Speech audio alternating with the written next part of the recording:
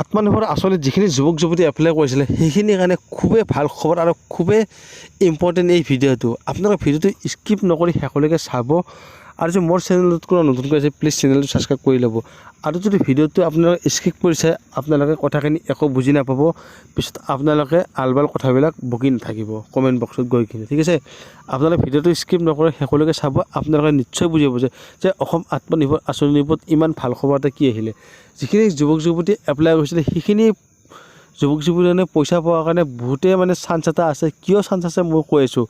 এতিয়ালৈকে যিখিনি অসম আত্মনিৰ্ভৰ আঁচনিত এপ্লাই কৰিছে 1,62,000 যুৱক যুৱতীয়ে, কিন্তু তাৰে ভিতৰত 1 লাখ যুৱক যুৱতীও এতিয়ালৈকে এপ্লাই কৰা নাই।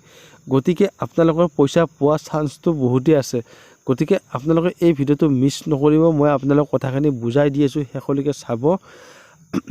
আপোনালোকে দেখিছে নিজৰ নিজৰ ডিষ্ট্ৰিক্টত কিমানখিনি যুৱক যুৱতী এপ্লাই কৰিছে, আপোনালোকক মই দেখুৱাই দি আছোঁ। আপোনালোকে ভিডিঅ'টো চাই থাকক স্কিপ নকৰি ধুনীয়াকৈ, আৰু আপোনালোকে নিজে অনুমান কৰিব পাৰিব যে এইখিনি যুৱক যুৱতী এপ্লাই কৰিছে অসম আত্মনিৰ্ভৰ আঁচনিত। আপোনালোকে ভাবি চাওক, 1 লাখক প্ৰথমতে মামাই দিম বুলি কৈছিলে, নিদিলে, সেইটো পিছৰ কথা। কিন্তু এইবাৰ মামাই কৈছে যে আমি একেলগে 75,000 যুৱক যুৱতীক পইচাটো একেলগে দিম।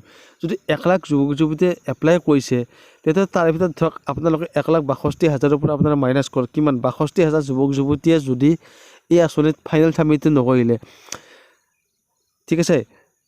তাৰপিছত আপোনালোকে ভাবি লওক, মনতে কথাটো ধৰি লওক যে ফাৰ্ষ্ট ইণ্টাৰভিউ আৰু ছেকেণ্ড ইণ্টাৰভিউত যদি 5,000কৈ 10,000 যদি যুৱক যুৱতীয়ে সেই ইণ্টাৰভিউটোৰ পৰা বাতিল হৈ বা সেই ইণ্টাৰভিউত দিবলৈ উপস্থিত নহয়, তেতিয়াহ'লে কিমান যুৱক যুৱতী থাকে? 90,000 ভিতৰৰ পৰা 75,000 দিম বুলি কৈছে, কিমান থাকিলে? 15,000 ডিফাৰেঞ্চ।